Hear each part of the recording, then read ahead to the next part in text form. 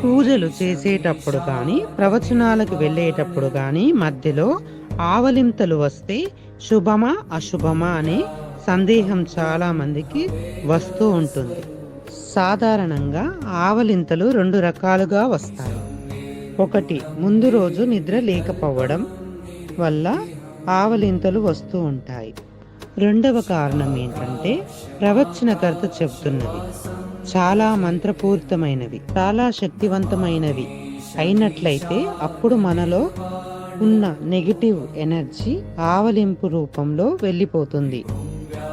కాబట్టి పూజలు చేస్తున్న సమయంలో ఆవలింపులు వస్తే భయపడాల్సిన అవసరం లేదు.